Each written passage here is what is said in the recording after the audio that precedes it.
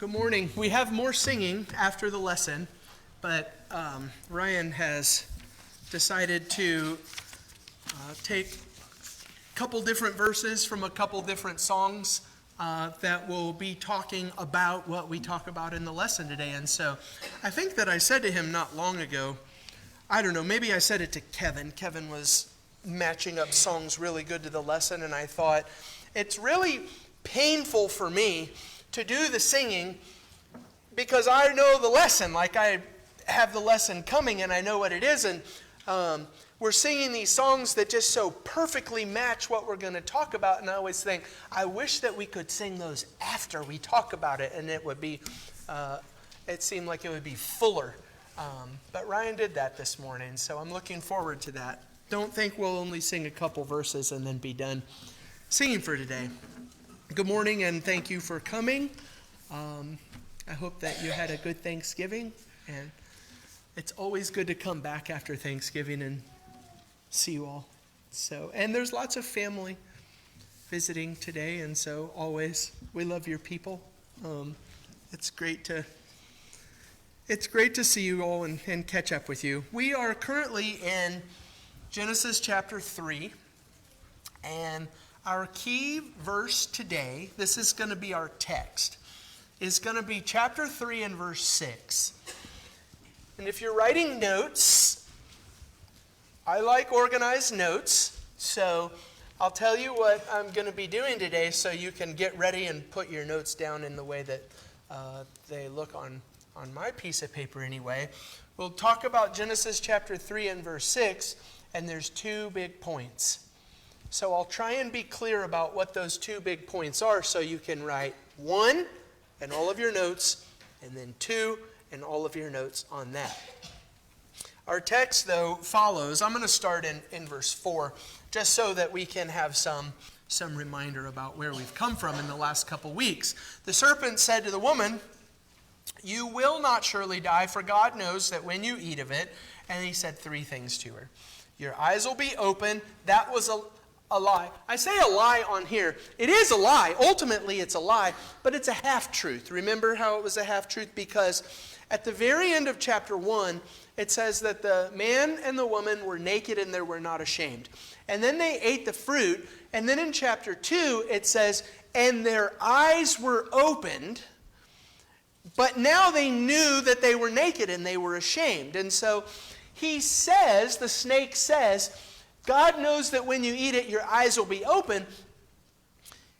What he's doing is he's trying to lead them to think that this is something good. Your eyes will be open. You'll be able to see. You'll be able to know.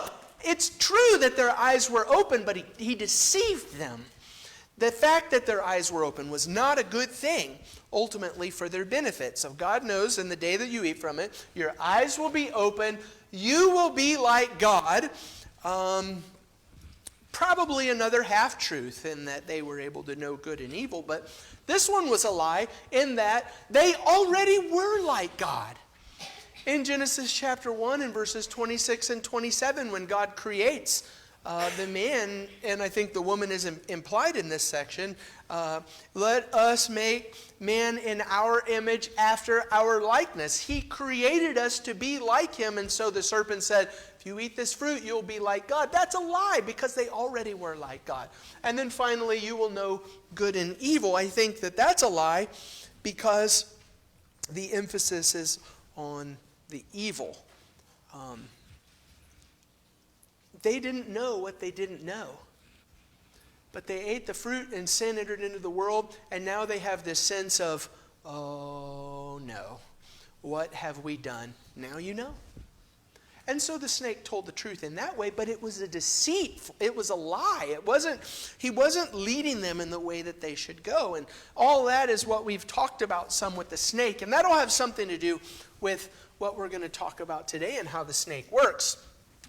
And so that leads us into verse 6, and this is our text for today. So when the woman saw that the tree was 3 things, good for food, just think this, I need to eat, and that tree's got food. So I need to eat, I want to eat, that tree's got food. How about have that food? It's good for food. Think of it as like a physical sort of a thing. The woman saw that the tree was good for food, that it was a delight to the eyes. Not only is it good for food, but good food. It was a delight to the eyes. And I thought of this one because it's fresh on my mind. Most mornings for breakfast, I have a bowl of Walmart brand apple cinnamon oatmeal. The Walmart brand is important because when I go and we stay with Becky's parents, Jeannie always buys like the name brand oatmeal. And every time I eat that, I think, that is so much better than my Walmart brand. But most mornings I'll either have the Walmart brand apple cinnamon oatmeal or I'll have a bagel for breakfast. And so here's food, right? It's good for food. But compare that to our church family Thanksgiving a couple weeks ago. And standing there, I think Jim was the one who made this comment. You stand there and you look at that line of food in the dessert section and you think, that is a meal. Like, that is what a meal should be. I think that's kind of the point here. The tree that the woman saw was good for food, like my oatmeal or my bagel, but also it was a delight to the eyes. That tree's got some food. Some of that church family Thanksgiving food. But then you get to the third thing. And the tree was to be desired to make one wise. Desired to make one wise really reminds me of these three things. Your eyes will be open. You will be like God. And you will have the knowledge of good and evil. That's the thing that the woman thought she didn't have that really appealed to her. I can be more than what God created me to be, that I am right now. This idea of desire to make one wise. And so she took of its fruit and ate, and she also gave some to her husband who was with her, and he ate. The two things that I learned about in this text that I'm excited to tell you about today, there's a lot of, when I found out the things that I found out, the first thing I thought was, I can't wait to share them with you. And so the two things about this word, the tree was desired to make one wise. We're going to build our house this morning on that word. The tree was to be desired. It's one Hebrew word. But not only did I think I'm really excited to share these things with you today, I think there are there's difficult lessons, but there's two really good practical lessons about what we need to be thinking and how we need to be living as God's people that come from these two words. And so, number one, I told you there's 2 points in this lesson. Number one is this. I didn't know this. That word that the tree was to be desired, that was to be desired is the same word as covet in other places in the Old Testament. And so in both Exodus 20 and Deuteronomy chapter 5, where God gives the children of Israel the 10 commandments, and the 10th commandment is, you shall not covet, that's this word. The tree was to be desired to make one wise. The covet word, Exodus chapter 20 and verse 17, this is the 10th commandment. You shall not covet your neighbor's house. You shall not covet your neighbor's wife, or his male servant, or his female servant, or his ox, or his donkey, or anything that is your neighbor's. The same thing is in Deuteronomy 5. And the reason why I put them both up here is because in Deuteronomy 5, in Exodus 20, he uses the word twice, covet. Don't covet this, don't covet this. But in Deuteronomy 5, he uses another word the second time. And it really helps to bring out the sense of what's going on here. Deuteronomy 5:21, he said, you shall not covet your neighbor's wife, and, different word, you shall not desire. What does it mean to covet? Desire. What does it mean that the woman saw that the tree was to be desired to make one wise. She coveted what was on that tree. She desired what was on that tree. It's the same basic thought here. You shall not desire your neighbor's house, his field, his male servant, his female servant, his ox, or his donkey, or anything that is your neighbor's. The Dictionary of Biblical Literature has a section I looked up. What does it mean to covet? I think that's a word that most of us would probably have in our vocabulary, but what does it mean? How do you define it? And this is just one section.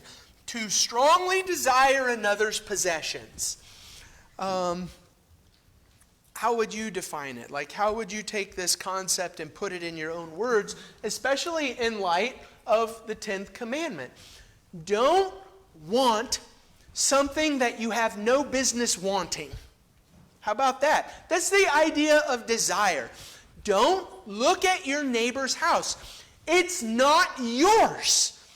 You don't have any business wanting that. It's his. It's not yours. And so don't look at your neighbor's house and say, I want that. And what it really comes to light is when you say, or your neighbor's wife. You have no business wanting your neighbor's wife. Don't look at your neighbor's wife and say, like Eve did with the tree, it was to be desired to make one wise. It's like looking at your neighbor's wife and saying, I like that. That is to be desired. I want that. You have no business wanting that. And so this is the thing that really I spent quite a bit of time just sitting. I do this when I walk my dog too, but just sitting and just thinking, okay, this is the same word. This is Eve's mistake in the garden. When the snake tempted her, she saw that the tree was good for food. It looked good. It was good food. But then it was to be desired to make one wise. She was thinking about something that she could have that she had no business wanting in the first place. God didn't create her with that. He didn't create her for that. And so the desire is misplaced. It's wrong. And here's a practical example. In the story of Jericho, I won't read all of these 2 verses, but this is the story of Achan. And God said to the people of Israel, you're going to go in, I'm going to knock the walls down, you're going to go in and you're going to destroy the city of Jericho. But God said, don't touch any of the stuff. Don't take anything under this. This city, it's under the ban. And you know the story that Achan did. And the word that we're talking about here is why Achan said he did the thing that he did.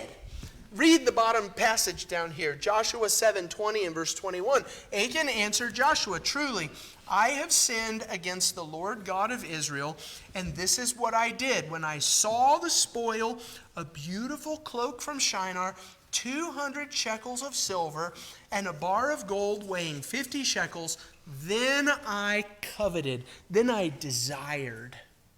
They were to be desired. I coveted them. And I took them, and see, they are hidden in the earth inside my tent. You know,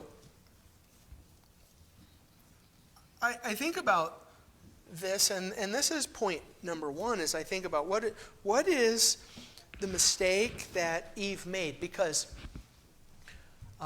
these lessons, this is not strictly a study of Genesis.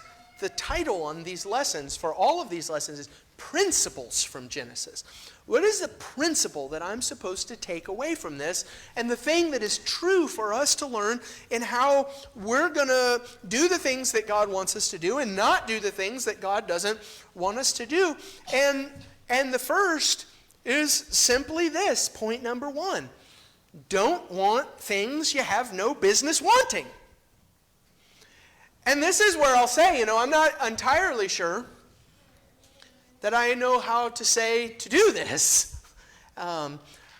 Except for this, we are supposed to be in control of ourselves. And it is possible it is possible to change yourself. And it's hard and it's grueling. And I keep thinking a lot to Dave's comment in class this morning as we talked about Romans. And Dave talked about death to the old self. That's what Christianity is, right? I'm supposed to be taking this old man continually, day by day, and putting that old man to death. And that means those things that I used to want in the past, I don't want them anymore. I wonder if this is how the devil works. Nick brought this up. This was a conversation that we had after our last class, and Nick was asking a question, and it's something that I think about all the time, you got a couple different things going on here in the garden. You've got the snake. You can't discount the snake. But at the end of the road, God told Adam not to eat the fruit of the tree, and he ate the fruit of the tree, and his sin is his own, and he's responsible for it, and you can't blame the snake or anybody else. God told me what to do, and I did it. That's on me. That's my doing. But the snake has a role, and I wonder if this is the snake's role. 2 times in the New Testament, he's referred to as the tempter. I wonder if the snake, and the way that the snake works, is by whispering into my ear, hey, look at your neighbor's house. Wouldn't it be nice if you had a house like that? Look at your neighbor's wife. Look at your neighbor's car. Look at your neighbor's job. Look at your neighbor's hobbies. My sin is my own. Like, I'm supposed to control myself. I'm not supposed to do these things. But the snake has a role in it, and I wonder if the snake's role fits right into this category of our wanting and our desiring those things that we have no business wanting and desiring. Maybe it will help, just practically, maybe it will help to fix that sense of misplaced desire in our hearts by knowing that it comes from the snake in the first place. It didn't just get there by itself. That desire that God says you have this covetous heart, you're looking at all of these things you have no business looking at. If you know that it got there in the first place because the snake is trying to cause you to fall, maybe that will help to say, get it out. Rip those weeds out of the ground all the way from the root. Get it out. I don't want what the snake has to offer because it's all a lie. And it's not going to go to, if you have your neighbor's house, then life will be, it's a lie. We know how he works. It's not true. If only you had your neighbor's wife, or if your wife was like your neighbor's wife. It's not true. You see how the deceiver operates. If you see that it comes from the snake, maybe that's what will help. But then there's another piece where Jesus said, if your eye causes you to sin, pluck it out. Get rid of the desire, whatever that is. I wish that I could spend more time on this point with some practical steps to tell you, here are the things that we need to do to overcome this problem. If you figure it out, let me know. But it's a problem. It's a problem that the woman saw the fruit of the tree that God said you don't have any business with that tree. She saw it and she wanted it. She coveted it in the same way that God said don't covet. That's something worth thinking about. This is the way one commentator talked about this. If you want to think about the devil, I read this quote in this context. She allowed herself to be led astray by simply gazing at the fruit side by side with the temptation of the serpent. So she's looking at the fruit and the serpent's whispering in her ear, if only you had that fruit, even though you're not supposed to. It is a case of the general human phenomenon of the attraction of what is forbidden. The prohibition itself fixes attention on what is forbidden, making it in a mysterious way seductively and irresistibly attractive. All those underlined words there, that's where you find the snake, I think. I think that's where you see the devil.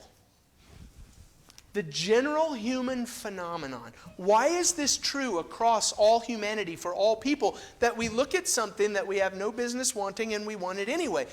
That general human phenomenon, that mysterious, seductive, irresistibly attractive nature, that's the snake. I think if you can see that it's the snake, that it will help to overcome it. Here's another thing that I thought was really helpful in understanding this. Here is the essence of covetousness. It is the attitude that says, I need something I do not now have in order to be happy. If only I had that fruit. Then, ... fill in the blank. And the point is, no. Don't want the fruit. That seems to be the big thing here. And I think this is where you start to see other passages. You know, James chapter 1 and verse 13. Let no one say when he is tempted, remember the snake is the tempter. Let no one say when he's tempted, I'm being tempted by God, for God cannot be tempted with evil, and he himself tempts no one. But each person is tempted when he is lured and enticed by his own desire. And then that desire conceives, gives birth to sin. And the sin, when it's fully grown, brings forth death. Do not be deceived, my beloved brothers. The do not be deceived is this part. Don't be lured and enticed by the desire in the first place. Don't look at the tree and think, I want what that tree has. So here's point number 1. Control what you want. I think there's another piece to this too. Just one more piece and then we'll move on to the second thing. 1 John chapter 2 and verse 15 through 17. Remember the woman had the 3 things. It was good for food, it was good looking food, and it was desired to make one wise. 1 John, I think, refers to that with the 3-part thing that he talks about here. And this is the desire aspect. Do not love the world or the things in the world. If anyone loves the world, the love of the Father is not in him. For all that is in the world, 3 things: the desires of the flesh, the desires of the eyes, and the pride of life. It is not from the Father, but it's from the world. And the world is passing away along with its desires, but whoever does the will of God abides forever. And the key for us is, don't look at the world and the sin that the world has and the way that the world talks and the way that the world dresses and the things that the world does. Don't look at the world and think like Eve at the tree and the fruit, I want that. If only I could have just a taste of it, just a piece of it.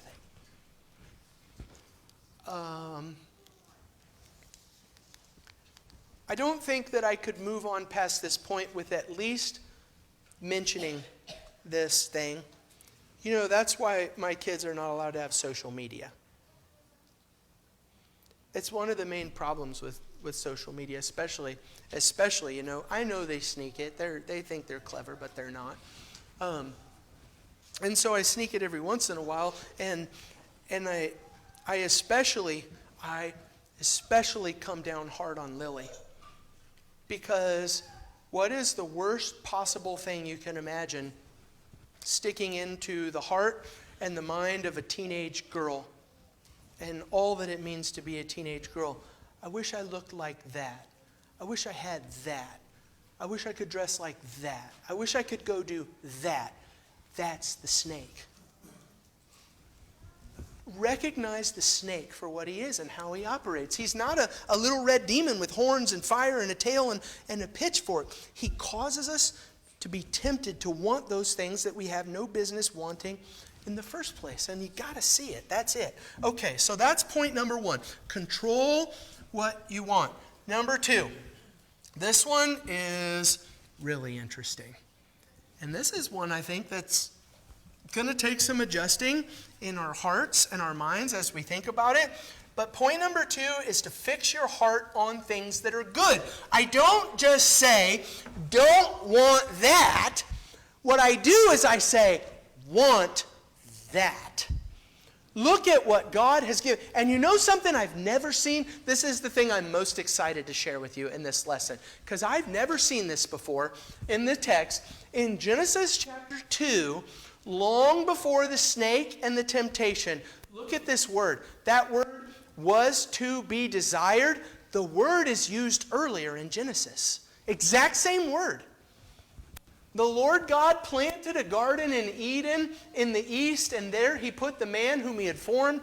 And out of the ground the Lord God made to spring up every tree that is to be desired, every tree that is to be coveted, wanted, in a good way. We're talking about coveting something in a good way now. God put every tree in the garden that is pleasant, to be desired, to the sight, and good for food. The first 2 things that it said about the woman. She looked at the fruit from the tree and she saw that it was good for food and that it was pleasing to the eye. But you know what's so gross about how the devil works in this one? Is those 2 things, good for food and pleasant to the eye, it was true of every other thing that God made that they were supposed to have. And so here is the man and the woman in the garden surrounded by, literally surrounded by, an abundance of what God has made that is good for food and pleasant to the eye.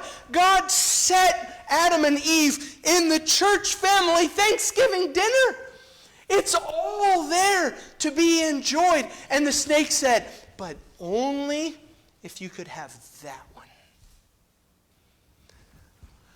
So, I was thinking, look at Proverbs chapter 5. I think of this in terms of one passage especially.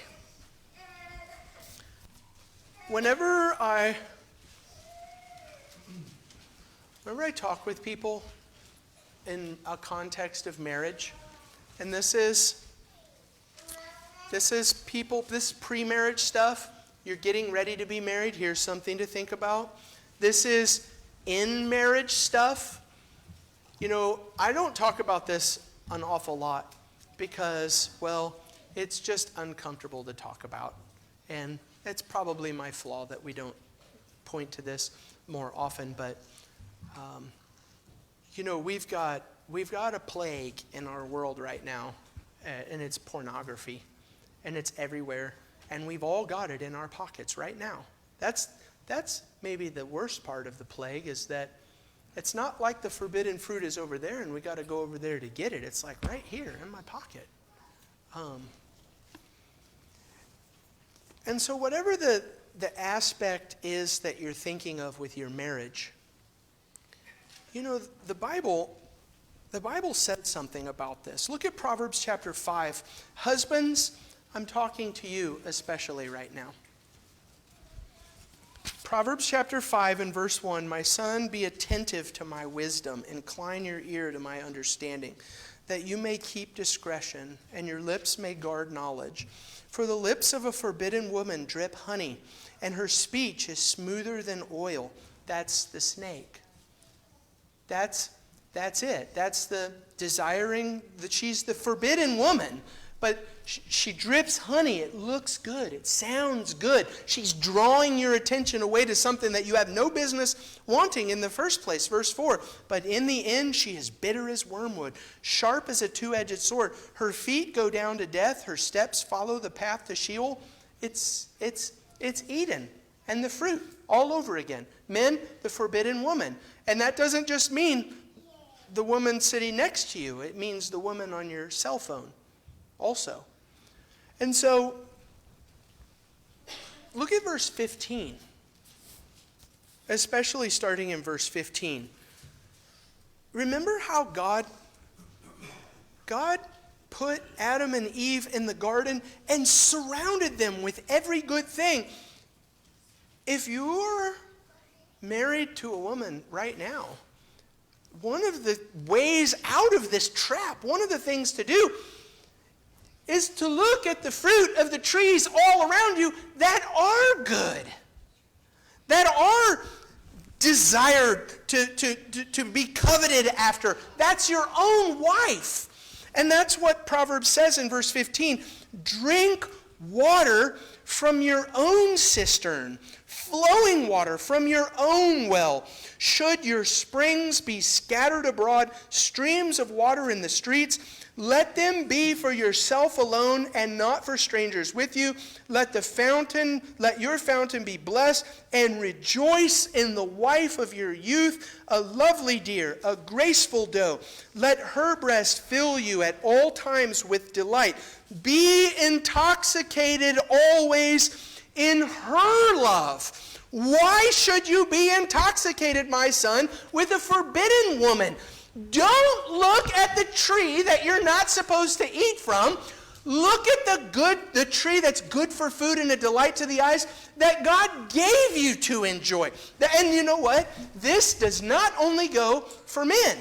There's another one of these too. Oh, sorry. I should have showed you this first. I got to find the verse. Proverbs chapter 6 and verses 20 through 25. Especially in verse 25, we're still talking about the forbidden woman. Our word desire and covet, it's used in this context. Verse 25, do not desire, there it is. Do not desire her beauty in your heart. Do not let her capture you with her eyelashes. Don't even want it. And women, this is yours. Song of Solomon chapter 2 and verse 3. As an apple tree among the trees of the forest. So you've got a whole forest here, but in the midst of the forest, there is an apple tree. It looks good. It's good for food. It looks good to the eyes in the midst of the forest.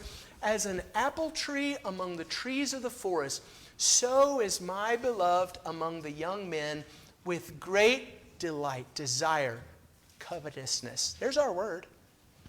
With great desire, I sat in his shadow, and his fruit was sweet to my taste. Don't want every other thing. Want the thing that God has given you that's good.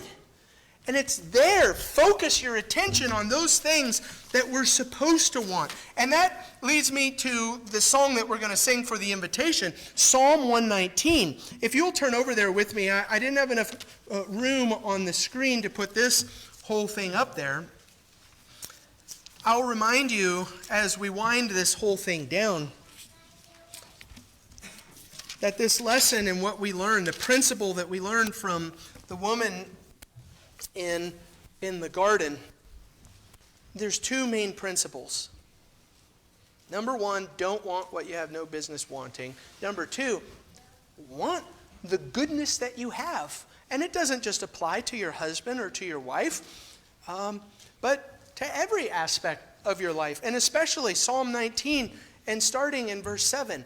The law of the Lord is perfect, reviving the soul. This is the thing that God gave us to make us feel whole. The law of the Lord is perfect, reviving the soul. The testimony of the Lord is sure, making wise the simple. The precepts of the Lord are right, rejoicing the heart. The commandment of the Lord is pure, enlightening the eyes. That's where you're going to find what's good and what looks good and what's right. Commandment of the Lord is pure, enlightening the eyes. Verse 9, the fear of the Lord is clean, enduring forever. The rules of the Lord are true and righteous altogether. Verse 10, guess what? Here's our word again. More to be desired. There's that word. To be coveted. What does God want me to covet? I look at something and I say, I want that. What is the thing that is to be desired? More to be desired are they. That is the law of God, the testimony of God, the precepts of God, the commandments, the fear of the Lord, the rules. More to be desired are they than gold, even much fine gold, sweeter also than honey, and the drippings of the honeycomb. That's what we set our heart on. You know, there's one last thing that I'll say about this in the deception of the snake. The snake says, here's the thing that God said not to do, and it was desired to make one wise. You know what the lie was in that? That's not wisdom at all.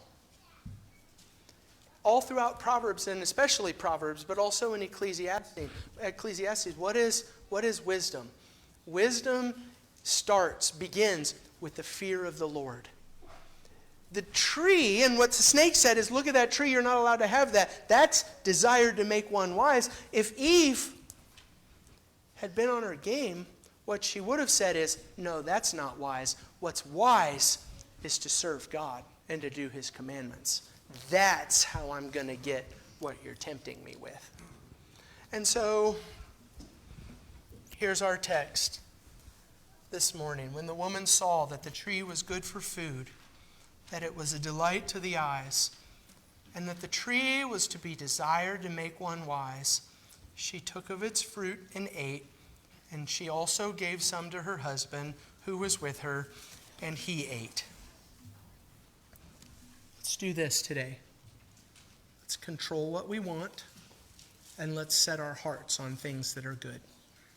If you're here this morning and you're not a Christian, this might be one of the very first aspects of stepping into the light, becoming what God wants you to be, is to say, you know what, the world paints the Christian life in a negative light, and it says, oh, you know, this is the life of rules and prudes and all of this bad stuff that goes along with being a Christian.